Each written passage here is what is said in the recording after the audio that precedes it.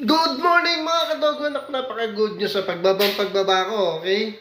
Ang bungad sa akin ng aking wife, nanganak na raw po si Nala, yung ating pusa. Gara nila, no? Ang daling mga anak ng pusa, 4 po yun.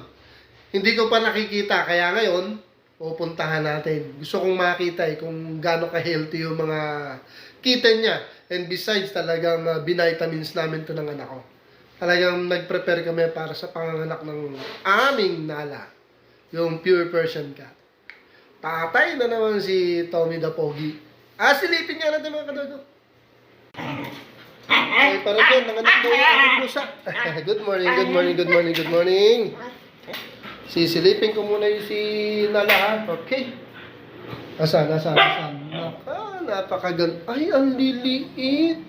Naku, Tommy, puro kamukha mo. Ang ganda ng ang ganda ng balahibo ng pusa. Napakaganda.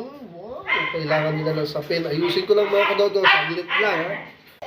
Alright, sinapinan ko muna, and thanks God, ayan, araw siya na 4 na healthy. Iba talaga pag ginavitamins natin ang dam natin, ano? Mapapusa, mapaaso, iba talaga.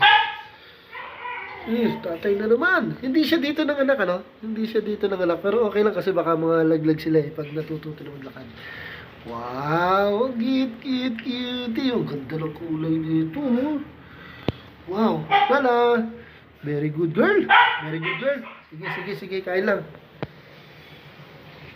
Ayan na, pinapakain na ni Mrs. yung mga alaga natin magbabay sa tayo lang. Ang lalakas kumain na ito. So ito, habang kumakain sila, napakasaya mga kadogo. Dahil can you imagine, pagising ko, ang ganda-ganda ng dating sa atin ng balita ng anak si Nala.